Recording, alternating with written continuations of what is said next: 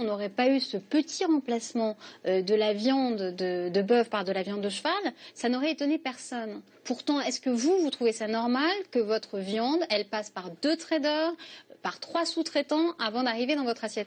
Les lasagnes Findus, c'est pas moins de 7 intermédiaires et 6 pays différents, de la Roumanie à la France, en passant par le Luxembourg, avant d'arriver au supermarché en Angleterre.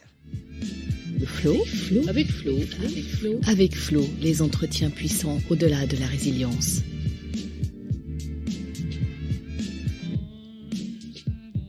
Bonjour Caroline. Bonjour Florence. Caroline, je te suis depuis notre rencontre en 2018 et en 3 ans, que de chemin parcouru.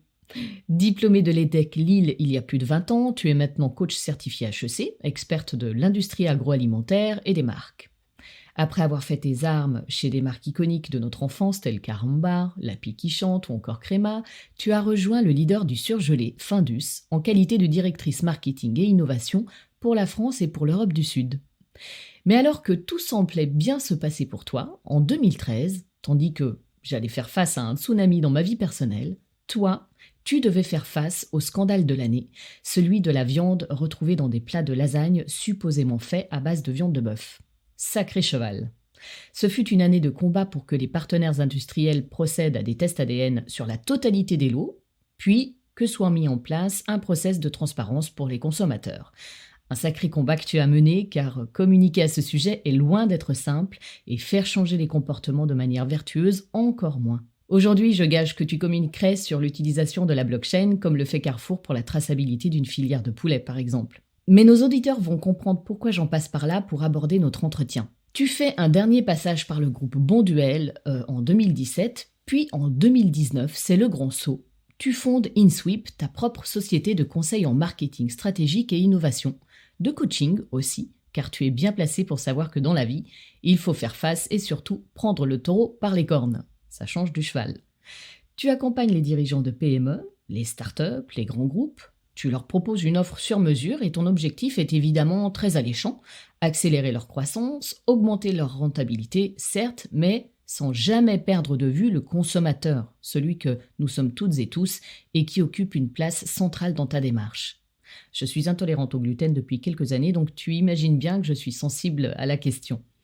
Dans toutes ces étapes de vie professionnelle fort enrichissantes, tu as vécu à plusieurs reprises des moments difficiles, allant des maladresses au harcèlement moral, et dans ta vie personnelle, la réactivation d'un traumatisme passé dont il a bien fallu en faire quelque chose. Une chute à cheval qui t'a laissé avec des vertèbres brisées.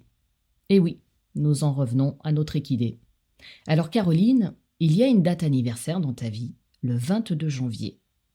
Mais pour toi, avant que cette date ne représente celle d'une renaissance, ce fut d'abord l'inverse. Peux-tu nous en dire plus sur cette période avant 2020 et en quoi cette date est importante? Pourquoi tu la vis beaucoup mieux aujourd'hui? Merci Florence pour cette très belle introduction qui me touche beaucoup déjà. Très heureuse de répondre à tes questions aujourd'hui. Pourquoi le 22 janvier 2020 a été une date importante pour moi? Parce que j'ai fêté, je veux bien dire fêter, les 20 ans de mon accident de cheval. Et en fait, oui, je me suis fracturé une vertèbre qui était la vertèbre D8, mais aussi et surtout, j'ai envie de te dire, j'ai été défigurée. Je suis allée en fait passer un week-end en Normandie chez une amie et pour me changer les idées, à une époque où j'étais en plein questionnement dans ma vie perso, elle m'a proposé de monter à cheval et donc moi, j'avais pas une grande expérience des chevaux, j'avais dû faire 1 ou 2 stages d'équitation dans ma vie, j'avais jamais fait de galop et puis tout d'un coup, le cheval a fait une ruade et je me suis retrouvée propulsée à 50 km/h à peu près, puisque c'était des chevaux entraînés pour faire des concours de saut d'obstacles, qui étaient bien vifs, bien puissants. Et en quelques secondes, je me suis retrouvée au sol et la bombe, en fait, avec le choc et en tombant, m'avait complètement écrabouillé le nez qui était aussi dévié et enfoncé dans la boîte crânienne. Et tout ça, donc en plus avec la fracture dans le dos faisait que je ne pouvais plus bouger du tout et que j'ai pas vraiment réalisé ce qui m'arrivait. Et en fait, les années qui ont suivi, alors évidemment, avec beaucoup de recul, 20 ans après, je peux dire que c'était une super expérience, que ça a complètement fait évoluer ma manière de voir la vie déjà à cette époque-là.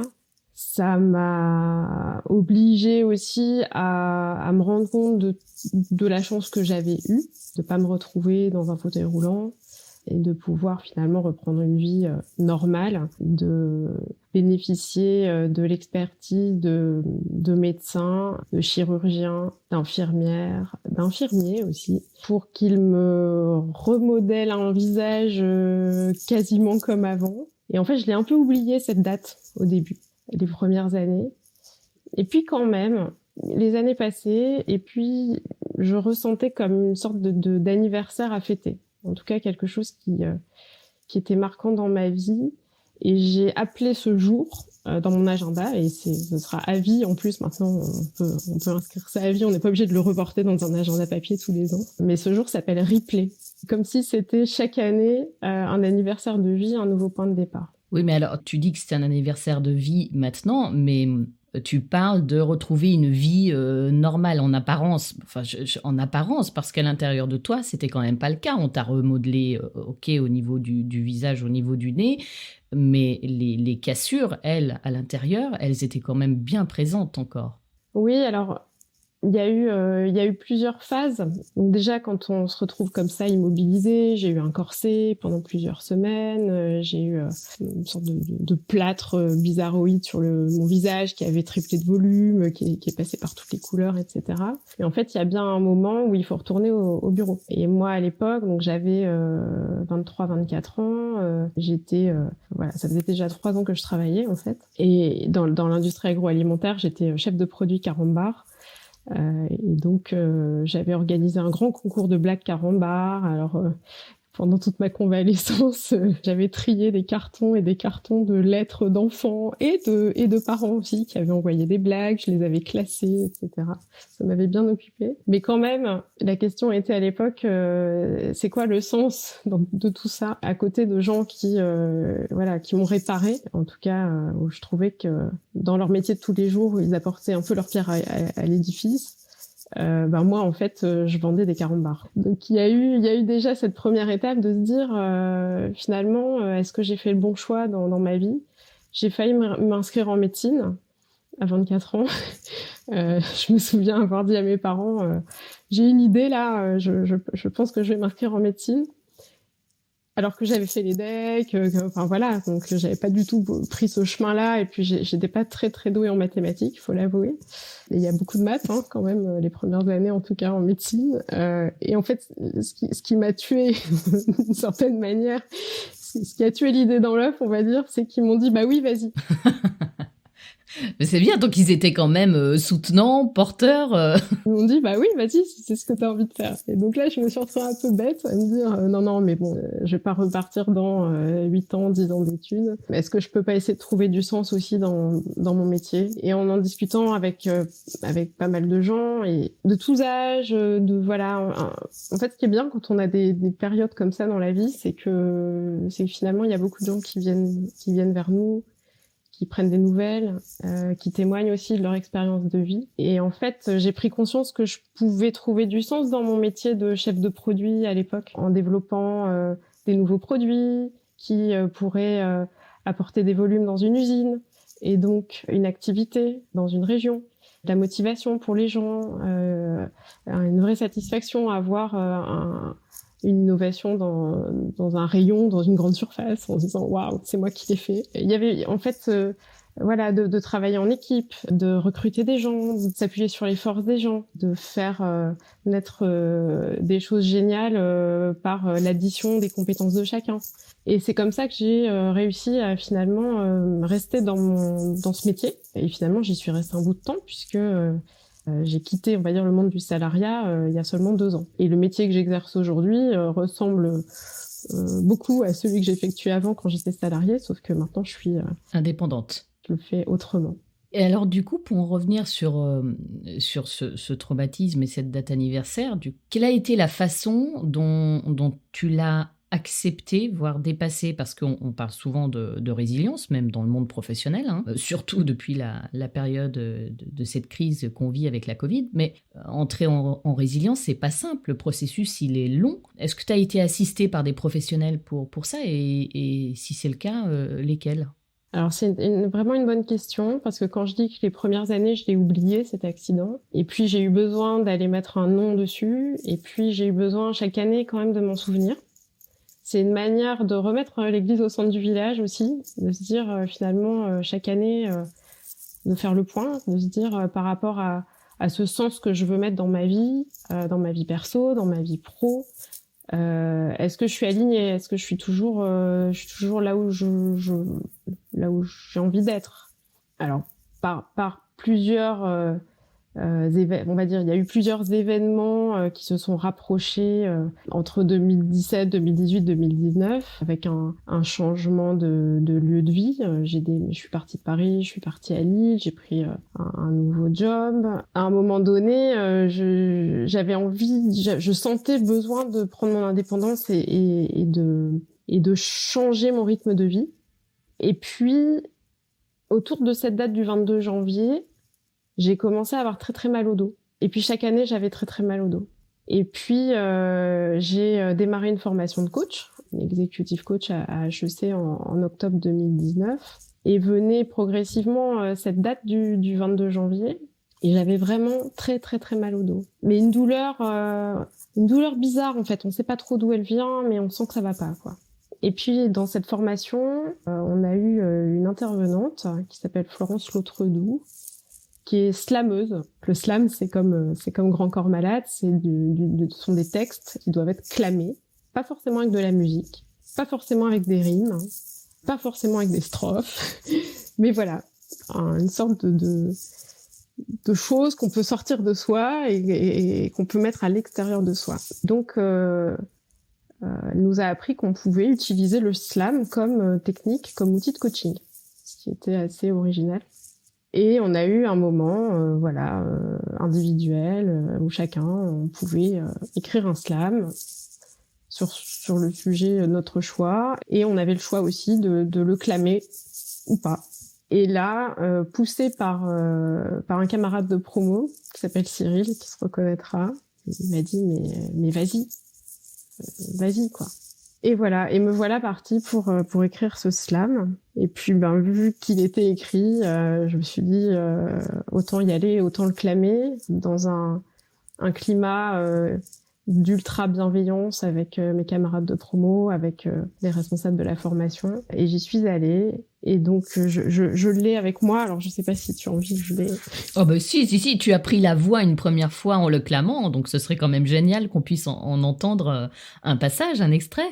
Donc évidemment, il s'appelle Replay. C'était quelques jours avant la date anniversaire des 20 ans de mon accident. Il y a 20 ans, c'était à Caen, j'avais 22 ans. Dans un manège, j'ai mis une bombe. D'un cheval qui ne voulait pas de moi, je suis tombée. Projetée dans les airs, je me suis envolée. Le temps, un court instant, s'est arrêté et toute ma vie a défilé. Puis j'ai ouvert les yeux et j'ai entendu qu'il pleuvait. Les pompiers sont arrivés, des magiciens m'ont réparé. Un nouveau visage, on m'a modelé, et c'était parti pour des mois et des mois de corset.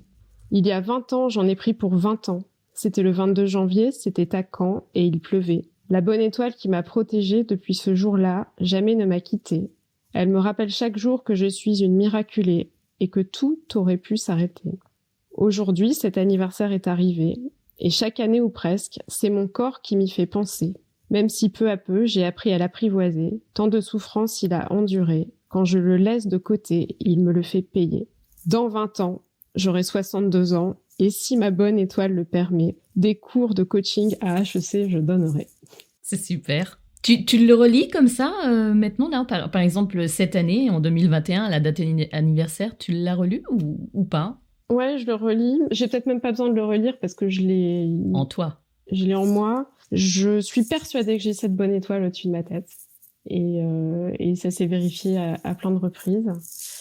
J'y pense régulièrement. Je me dis, non mais t'inquiète pas, il y a un truc qui te protège de toute façon.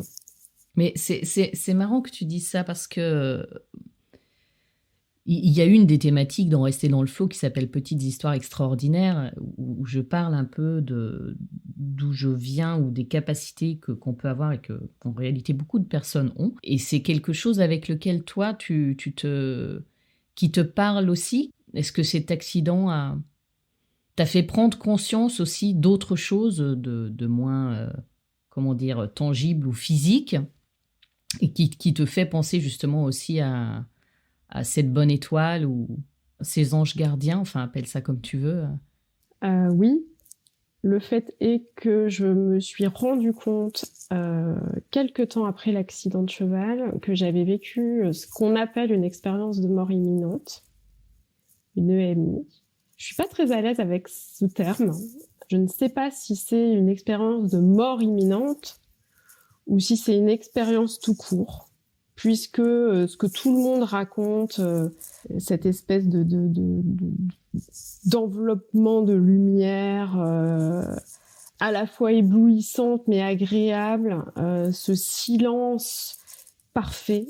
Je ne sais pas s'il existe un silence parfait, mais celui qu'on entend un peu quand ça bourdonne, quand on s'endort et qu'on se rend compte qu'on est en train de s'endormir. Il y a une sorte de protection, je trouve, sonore qui est hyper agréable. Le fait de se voir, d'être comme en lévitation au-dessus de soi-même et donc de voir la scène, de voir ce qui se passe. Donc c'est typiquement la posture méta qu'on nous recommande d'avoir en tant que coach, c'est-à-dire de prendre une certaine distance par rapport à la situation et la voir mode hélicoptère, tout en étant dans la relation avec la personne qu'on coach. Et ce sentiment de bien-être absolu et de se dire finalement je vais voir chaque personne pour lui dire que je l'aime mais qu'il faut pas qu'elle soit triste et que je suis bien là où je suis, et en même temps quand même cette envie de revenir. Donc en écoutant des témoignages, je me suis dit c'est dingue ce que cette personne est en train de raconter, mais en fait je l'ai vécu. Et le fait d'en avoir discuté avec des experts des EMI m'a fait prendre conscience que cette capacité que j'ai en moi depuis très longtemps de me mettre justement en posture méta, que ce soit dans mon métier de marketeuse, pour déceler ce qui se cache derrière ce que des consommateurs peuvent nous dire dans des groupes d'études qualitatives, ou de ce que je pouvais percevoir, des signaux faibles. En fait, c'est quelque chose qui était naturel chez moi et que je pratiquais depuis longtemps. Donc un jour, tu as pris conscience que ça te servait dans ton travail, que tu t'en servais en réalité dans ton travail sans t'en rendre compte. Exactement. Et donc ça me sert énormément. Alors c'est lié à l'intuition. Je suis quelqu'un de très intuitif. Voilà, il y a des choses que je sens, il y a des choses que je sens pas. Je suis très attentive à toutes les synchronicités, c'est-à-dire faire le lien entre un événement et quelque chose que j'ai en tête. Et ça m'arrive tout le temps. En fait, je pense que ça se travaille. C'est-à-dire c'est un muscle en fait. Il y a des gens, ils y prêtent absolument pas attention et c'est pas du tout important pour eux dans leur vie. Moi, je passe mon temps à faire le lien entre des choses et à me dire non mais attends, si s'est passé ça, ou que j'ai pensé à telle personne et qu'en même temps elle m'appelle, ou que je vois passer un papillon jaune et marron et que je fais une séance de coaching et que ma coachée me parle d'un papillon qu'elle a dans le ventre et qu'elle me raconte une histoire avec un papillon jaune et marron. Bon bah voilà, je fais le lien immédiat. C'est le scarabée d'or de Jung, quoi. Enfin, il y a eu cette prise de conscience que peut-être grâce à cet accident de cheval, j'avais une lecture de mes relations, du monde, de la vie, de moi dans la vie, qui était particulière. Et qui fait partie d'un grand tout aussi. Et qui fait partie d'un grand tout. Après, la seule manière que j'ai trouvé vraiment de me débarrasser, je pense, de ce souvenir douloureux, de la chute, des fractures physiquement, je ne sais pas l'attribuer à une seule chose, mais je pense que c'est ce slam, clairement, et des séances de MDR. Donc le MDR, c'est Eye Movement Desensitization and Reprocessing. Alors, pour le MDR, il y a deux méthodes que je connais en tout cas. Il y a la méthode avec les yeux, donc on suit du regard la personne qui a souvent avec sa main ou avec un objet fait aller les yeux de droite à gauche, tout en ayant des moments de verbalisation du souvenir, de raconter, de revivre ce qu'on a vécu, etc. Et après, il y a les moments où on va avoir cet exercice vraiment physique. En toute honnêteté, moi, ça me donnait la nausée. Et quand le praticien disait comment vous vous sentez, je dis bah là, j'ai envie de vomir en fait. Donc il a essayé l'autre méthode qui est celle du tapotement des genoux. Et là, l'espèce de rapprochement physique avec le thérapeute, c'était très bizarre. Donc j'ai pas trop aimé non plus. Et du coup, c'est comme ça qu'on en est venu à faire de l'access conscience et de l'hypnose ericksonienne. Donc, s'il y a un conseil à donner, c'est qu'on choisit son praticien.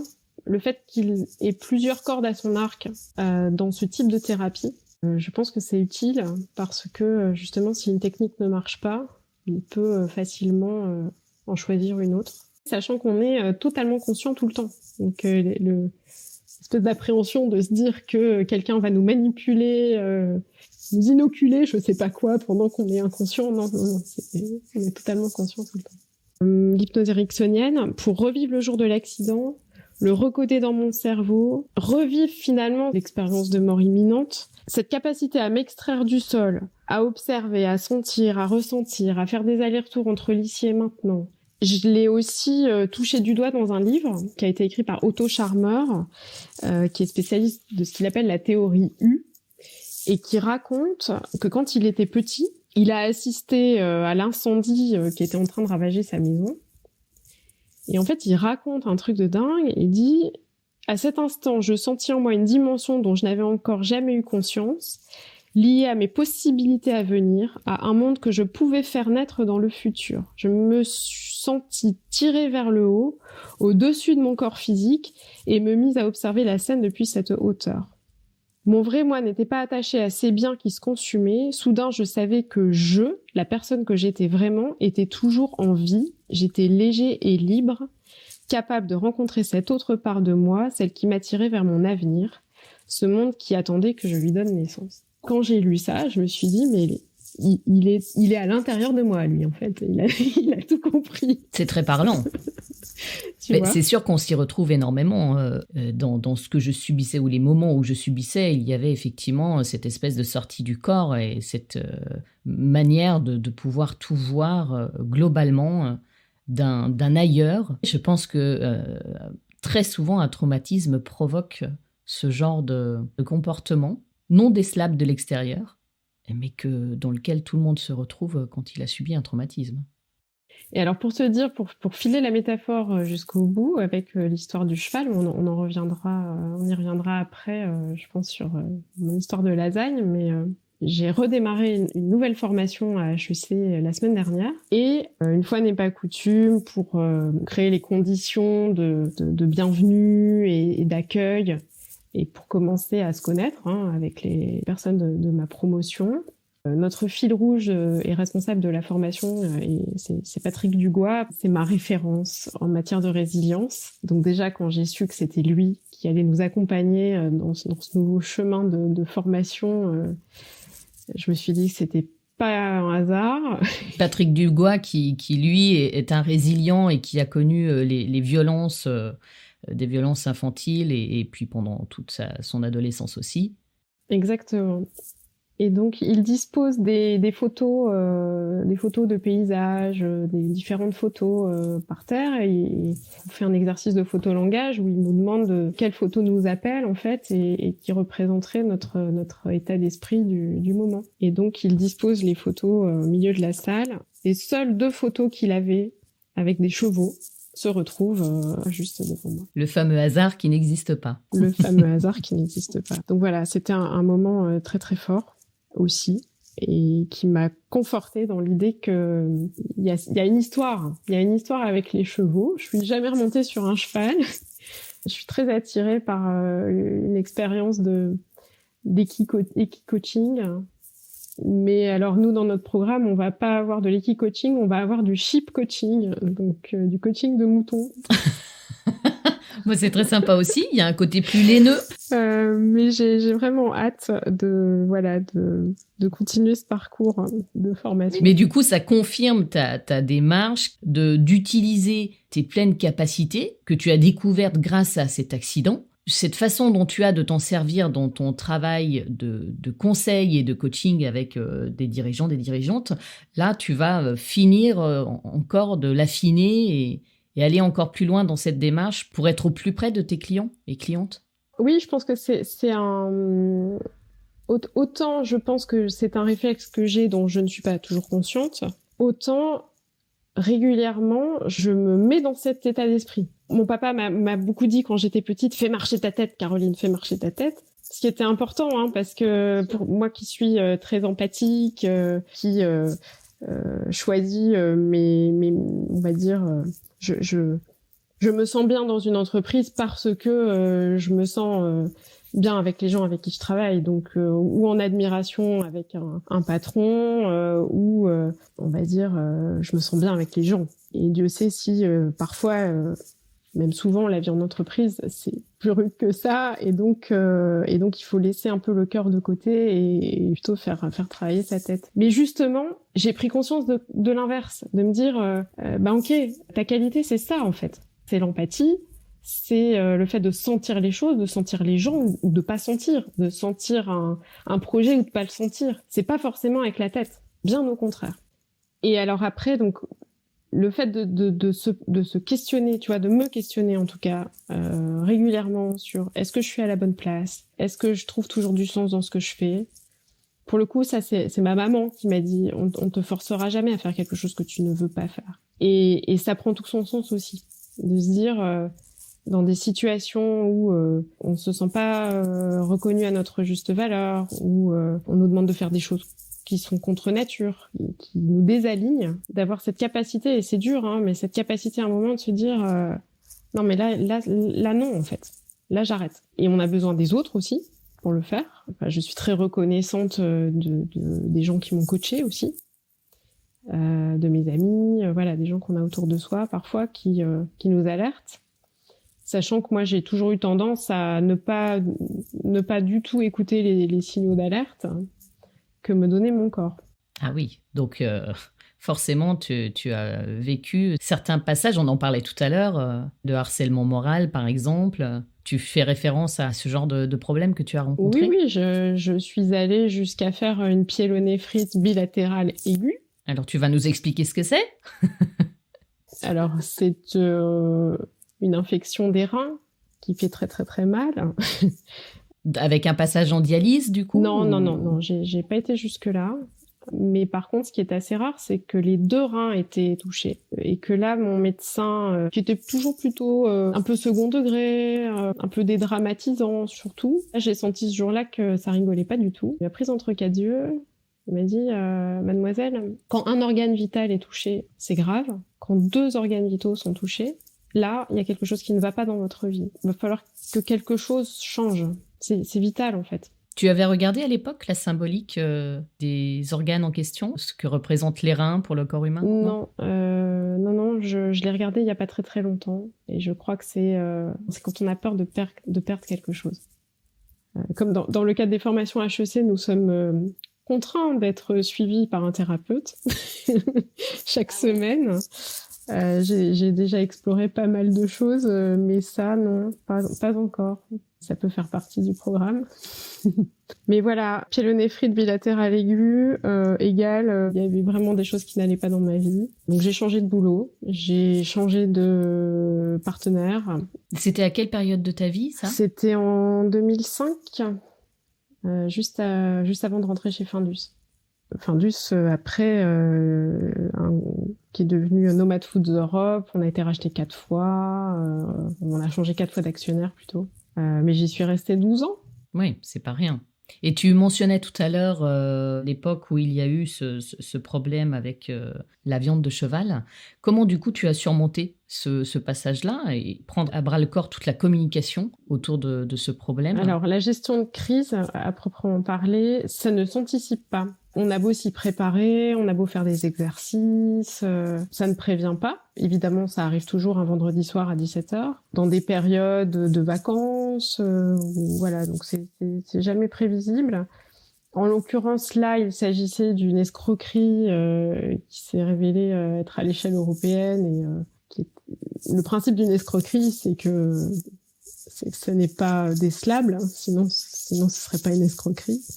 Il faut dire qu'à l'époque, on n'était pas hyper préparé chez Findus. On n'avait pas d'agence de gestion de crise déjà, on va dire, enregistrée dans notre liste de partenaires ou de fournisseurs. On n'avait pas non plus d'agence de gestion de la notoriété, enfin, en tout cas de l'impact qu'il pouvait y avoir sur les réseaux sociaux. On n'avait pas été entraîné en particulier sur tout ce qui pouvait être autour des médias, etc. Donc, quand on a commencé à faire des analyses en interne, qui étaient à l'époque des tests ADN, et les tests ADN à l'époque, c'était plutôt en criminologie. Dans l'agroalimentaire, ça n'existait pas vraiment. Et il y avait très peu de laboratoires qui étaient capables de le faire. Et on ne pouvait avoir que des échelles, en fait. Donc, c'était ou moins de 1%, ou entre 1 et 50%, voilà, sur des viandes, en tout cas des animaux qu'il fallait identifier en amont. Donc, si on veut trouver du cheval, il faut chercher s'il y a du cheval. C'est ça. Il faut d'abord savoir ce qu'on cherche. Exactement. Toute la question à l'époque a été de faire la différence entre la législation et l'impact psychologique, l'impact sur la marque. Parce que du point de vue de la DGCCRF, hein, qui est l'instance de contrôle des fraudes en France, ça n'était qu'un problème d'étiquetage. C'est-à-dire que nous vendions des lasagnes prétendues être au bœuf et qu'en fait, il y avait du cheval dedans et que donc, dans notre liste d'ingrédients, nous aurions dû avoir la mention viande de cheval. Mais le problème ne se situait pas là. Sauf que voilà, en fait, donc moi, ça faisait déjà quelques années que j'étais chez Findus. J'avais à cœur à l'époque la transparence de l'information et ce qu'on appelle maintenant, mais qui était assez innovant à l'époque, c'était le clean label, c'est-à-dire supprimer de nos recettes tout ce qui ne pouvait pas se trouver chez soi. Si on faisait par exemple des lasagnes soi-même à la maison, avec les ingrédients du réfrigérateur et du placard, on constitue des lasagnes bolognaises. Et on ne vient pas mettre, je sais pas combien d'additifs, avec des œufs, quelque chose, etc. Donc il y avait eu tout ce travail-là qui avait été fait sur 100% de nos produits, la suppression de l'huile de palme aussi, et des conservateurs.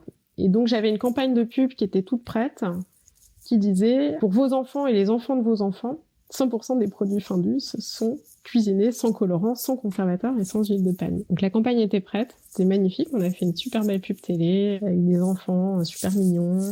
Et en fait, le 8 février 2013, donc, on se rend compte que nous avons du cheval dans nos lasagnes et que même nous ne le savions pas.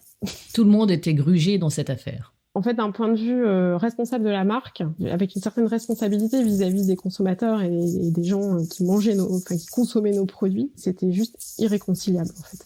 Sachant que c'était pas le cœur de métier de Findus de faire des lasagnes, c'est le poisson pané, croustibat, voilà.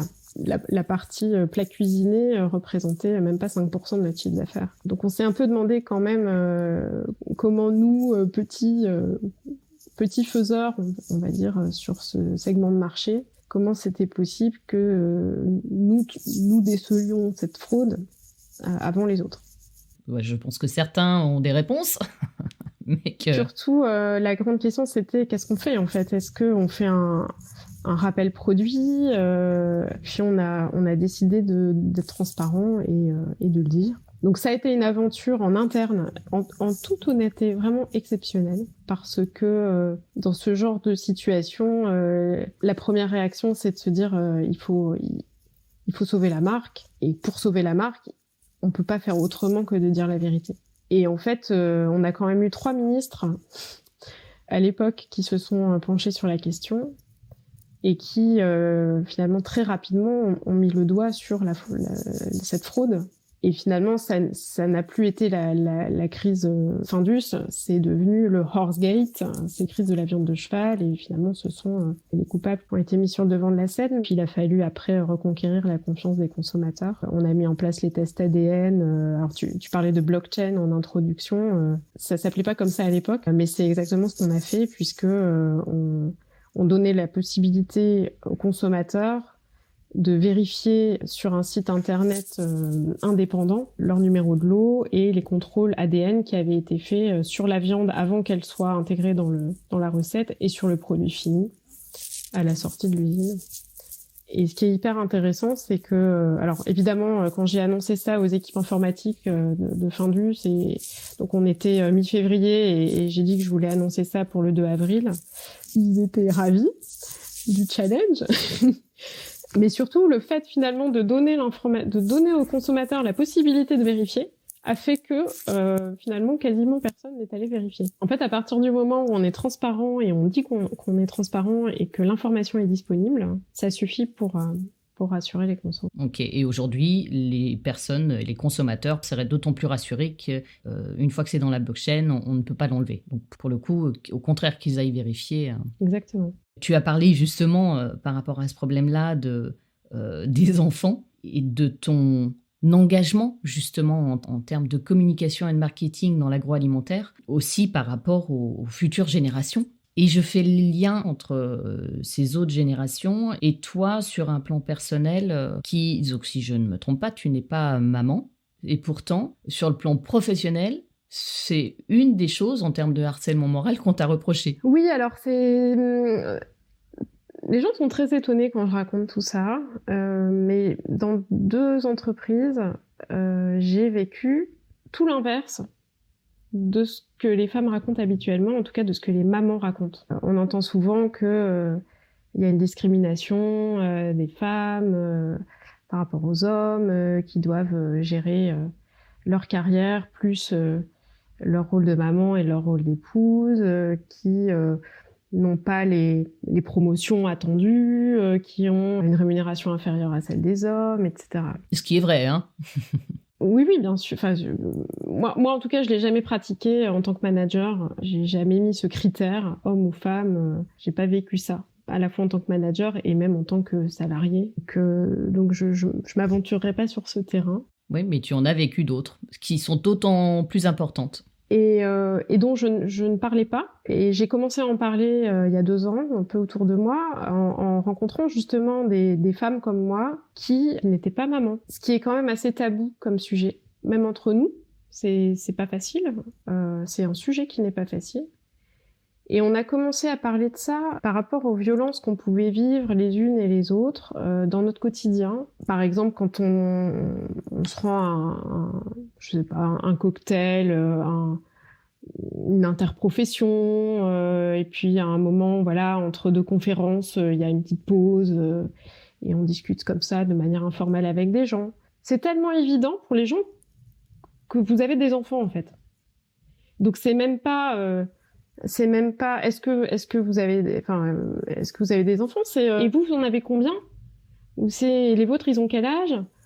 Oui, bah tout le monde sait ce que c'est que d'avoir un ado à la maison, et ça on l'entend tous les jours, on l'entend à la radio, on l'entend, voilà, c'est quelque chose d'évident. Et puis quand on est amené à dire bah non, j'ai pas d'enfant, les réactions sont assez variées, mais souvent il y a ah mais vous inquiétez pas, ça va arriver.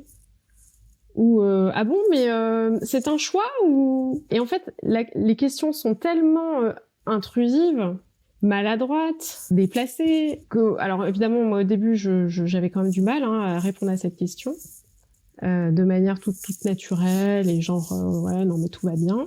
En commençant comme ça, on discutait avec des femmes de mon âge ou un peu plus jeunes ou un peu plus âgées, des femmes qui étaient encore en âge de pouvoir en avoir, d'autres qui avaient une horloge biologique qui était passée. J'ai senti qu'il y avait un besoin d'en parler déjà. Et puis, je me rendais compte alors que dans une entreprise où j'étais très bien, hein, mais finalement, c'était les femmes qui revenaient de congé de maternité qui étaient promues. Comme si c'était un signe de maturité, un passage obligé, en fait, pour prendre une fonction de manager, par exemple. Et c'était même verbalisé par certains managers. Et puis, j'ai eu une autre expérience qui m'a mise en sidération, au sens propre, hein, où un jour, on m'a dit, textuellement, dans notre entreprise, manager les gens, ça revient à manager des ados. Et comme tu n'as pas la chance d'être maman, Caroline, tu ne sais pas ce que c'est. Donc, tu ne peux pas être un bon manager dans notre entreprise. Ok, prends-toi ça dans les dents. Et là, je n'ai pas répondu. J'ai compris que mon cerveau m'avait protégée. C'est ce qui s'appelle la sidération. Ça fait tellement mal. En fait, c'est tellement pas possible d'entendre ça que finalement, on se protège et on répond pas, quoi. Je ne saurais jamais si c'était de la maladresse ou de la méchanceté. Les avis sont partagés sur la question. Mais ce qui semble important, c'est comment toi, tu l'as pris de toute façon. Et voilà, exactement. Évidemment, alors maintenant j'ai 44 ans, je n'aurai pas d'enfant.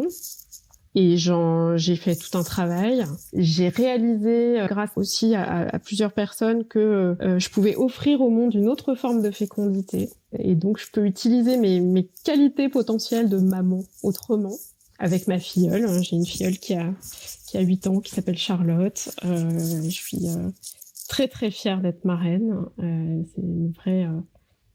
Ça a été en tout cas pour moi, et c'était avant de savoir que je pourrais pas avoir d'enfant, mais que ma meilleure amie m'a demandé d'être la marraine de sa fille, et puis tutrice légale de ses 2 enfants si jamais il arrivait quelque chose aux 2 parents. Donc, ça m'a responsabilisée aussi dans le fait de grandir dans mon adulte.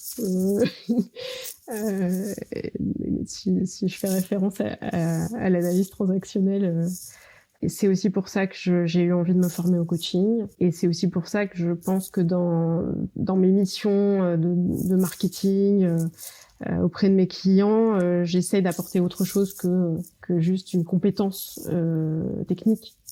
Et que l'humain prend une grande place, et que voilà, j'ai envie de distiller des choses aussi d'humain, de la vie, de l'accompagnement et de valeurs de maman, de parents, de papa, de tata. Je n'ai pas de frères et sœurs, donc je m'en crée aussi avec des amitiés très fortes. Tu prouves juste qu'en fait, on ne s'arrête pas à ce que l'on donne à voir. Évidemment qu'il serait quand même bien que les gens avec qui on travaille, au-delà de notre entourage familial, prennent conscience aussi de cela, que la personne qu'ils ont en face d'eux, en réalité, ils n'en connaissent que le 10e. Tout à fait. On ne demande jamais à des gens, finalement, quand les gens parlent de leurs enfants, on leur dit pas, on leur demande pas pourquoi vous avez voulu avoir des enfants. Oui, et comme s'ils avaient toujours voulu en avoir. Parce que l'inverse existe aussi. On peut avoir des enfants qu'on n'a pas désirés. Tout à fait. Voilà, et comment on fait ? Et est-ce que du coup on est mauvais manager pour ça ? Enfin, c'est complètement aberrant. Les remarques que tu as entendues sont complètement aberrantes. Comme je suis rentrée en résilience depuis très longtemps, la sidération m'a aidée. Merci au fonctionnement du cerveau. Ça t'a protégée. Ça m'a protégée. J'aime bien le mot que tu emploies pour d'autres situations, mais la notion de s'affranchir, d'être affranchi de ça. Ça veut pas dire que c'est pas douloureux. Parfois, quand quelqu'un de mon entourage m'annonce qu'il va être papa ou maman, forcément, je suis hyper heureuse pour la personne, mais ça vient quand même toucher quelque chose. On va pas dire que ça fait rien. Mais du coup, c'est un peu comme Ripley, quoi. Ok, ta bonne étoile a décidé que ça devait pas se passer comme ça. Hein. C'est que c'est bon pour toi. Tu parles d'acceptation, en fait. C'est de l'acceptation, c'est de la résilience, c'est un appétit de la vie. Aussi de se dire que me réserve la vie, et finalement si c'est pas ça, c'est autre chose là maintenant, c'est autre chose demain. Oui, avec les incertitudes c'est vrai que chaque matin je trouve que quand même là en ce moment quand on se réveille, en tout cas moi quand je me réveille je me dis ouais, ok, les restos sont encore fermés. Ces temps-ci, c'est sûr qu'il vaut mieux se lever en disant ok, c'est aujourd'hui, je vis aujourd'hui et pleinement. Demain, on verra, quoi. Donc, c'est pas inné. C'est quand même un travail de tous les jours. Et la résilience, c'est pas acquis. Moi, j'aime énormément cette phrase de Michel Audiard qui dit « Bienheureux les fêlés, car ils laisseront passer la lumière ». J'adore cette phrase. Je dis pas que je ne veux coacher que des gens autour de la résilience, et alors en plus plutôt dans l'univers professionnel, mais j'ai envie un jour de faire quelque chose justement pour ces femmes qui n'ont pas d'enfants, mais aussi les hommes, parce que je me suis rendu compte que finalement, en discutant avec des amis hommes sans enfants, eux aussi étaient confrontés à cette violence quotidienne, à ces maladresses. Pour moi, c'est presque un sujet de pédagogie, d'éducation, de faire prendre conscience aux gens de ce qu'ils peuvent générer chez l'autre avec ce type de questions, de remarques, qui eux leur semblent complètement anodins et qui en fait font très très mal. Bien sûr, et les hommes aussi vivent avec une chape de plomb sur les épaules, on parle toujours de la charge mentale des femmes, et c'est très bien d'ailleurs, il est temps qu'on en parle de plus en plus. Les hommes vivent eux aussi avec d'autres charges. Il est temps aussi qu'ils prennent la parole à ce sujet, hein. On les charge, nous, ils se chargent entre eux. Dans tous les cas, c'est nocif si on n'en parle pas. Alors, j'ai lu une BD de Marie Dubois qui s'appelle Un bébé si je veux, aux éditions Massot. Et en fait, j'ai vu passer ça sur KissKissBankBank ou Ulule. Et je me suis dit, tiens, un livre sur l'infertilité, vu sous forme de BD, ça peut être chouette. Je l'ai reçu il y a quelques jours. Je trouve l'ouvrage génial. C'est super bien vu, c'est bien fait, c'est bien expliqué. Justement, toutes les injonctions, le parcours du combattant, des couples et des femmes pour la PMA, etc. Et donc, je me suis dit, waouh, c'est chouette, je vais vraiment bien. Et puis, j'arrive à la dernière page. Et là, coup de poignard encore, parce que finalement, au bout de 7 ans, elle a réussi à avoir une fille, grâce à la FIV. Et elle termine en disant, quand maintenant quelqu'un lui annonce je suis enceinte, et ben paf, ça lui refait cet effet un peu coup de poignard. Et puis en fait, elle regarde sa fille qui joue dans le bac à sable et elle se dit, ah non, mais ça va, je l'ai. Elle est là, quoi. Et je me suis dit, pourquoi finir comme ça? Et alors, et donc pour celles ou ceux qui n'en ont pas, et alors? Voilà, donc il me manque ce morceau-là. Je trouve qu'elle devrait écrire un tome 2. Et si c'est un appel, si elle veut qu'on l'écrive ensemble, je suis partante. Et c'est une bonne transition pour que tu puisses du coup me dire ce que tu penses du flow et qu'est-ce que c'est rester dans le flow pour toi. Est-ce que c'est justement pouvoir finir ce livre en se disant mais non, elle en aurait pas eu, elle aurait été dans son flow aussi. Et c'est ça le but de la vie, c'est d'arriver à trouver son flow. Qu'est-ce que tu en dirais, toi? Je suis complètement d'accord avec ça. Tu sais, la grande question, c'est est-ce que tout le monde peut être résilient? Est-ce que si tu as été résilient une fois, tu es résilient toute ta vie? Est-ce que tu es plus aguerri pour affronter une nouvelle difficulté, un nouveau deuil? Ça se travaille. C'est comme la sérendipité. Si on provoque pas les choses, si on sort pas de chez soi, si on va pas à la rencontre des nouvelles personnes, si on n'ose pas essayer des nouvelles choses. Je vais encore dire une petite citation, mais que j'adore. C'est Sœur Emmanuelle qui dit la vie est un risque. Si tu n'as pas osé, tu n'as pas vécu. C'est ce qui lui donne un goût de champagne. Et j'aime bien parce que quand elle dit ça, c'est une interview qui a été filmée. Et elle dit c'est ce qui lui donne un goût de champagne. Avec sa petite voix toute fluette. Et elle a raison, la vie c'est un risque. Et c'est ça qui fait qu'on est dans le flow et qu'on y va et qu'on ose. Et puis parfois on se ramasse, parfois il arrive des choses totalement inattendues et on se dit finalement j'ai bien fait de sortir de chez moi ce jour-là. Ce qui compte c'est l'expérience et qu'on en tire et je trouve c'est important d'être constamment en apprentissage et être curieux des autres et être curieux de soi aussi et finalement quand elle me dit ça qu'est-ce qui se passe en moi et quelles ressources je vais chercher au fond de moi pour me dire bon allez ok ça peut être un coup de poignard mais finalement ça te rappelle aussi que tu peux offrir au monde une autre forme de fécondité donc sors de toi-même quoi. Voilà, c'est ça que tu dirais aux auditrices et aux auditeurs qui nous écoutent. Et en fait il y a des périodes où c'est aussi normal d'aller dans sa caverne, de pas vouloir en sortir, pas vouloir voir de gens, et qu'il faut savoir entendre aussi ces moments-là. Exactement. Et les accepter et s'appuyer dessus. Et ils sont hyper importants ces moments-là aussi. C'est d'aller chercher dans son ombre aussi. Il y a des perles dans l'ombre. Enfin, on apprend tout ça en école de coaching. Et en tout cas, c'est ce que j'ai appris moi. Mais il y a aussi des jolies choses à aller chercher dans ce qu'on a refoulé ou dans ce qu'on n'ose pas et pourquoi. Voilà. Donc ces périodes-là sont importantes aussi. Il faut pas rester trop longtemps non plus dedans. Dans la courbe du deuil, c'est le marchandage, la négo. Faut pas tomber dans le marécage. Et pour ça, souvent, on a besoin des autres. Oui, c'est ce que j'allais dire. Il faut pouvoir s'appuyer sur les autres. Non, il faut se donner les moyens de s'appuyer sur les autres. En écoutant des podcasts, par exemple. Par exemple. Merci Caroline pour cet échange. Merci à toi. Merci beaucoup. Avec Flo, le podcast d'entretien intime, gai et combattant pour toutes celles et ceux qui veulent dépasser les obstacles de vie, découvrir le flow de la vie. Si vous aimez rester dans le flow, n'hésitez pas à le soutenir en laissant un avis 5 étoiles sur Apple Podcast ou sur la plateforme que vous aimez utiliser. Ainsi, vous participerez à faire découvrir à d'autres des histoires inspirantes, des parcours de vie de résilientes et contribuerez à redonner de l'espoir.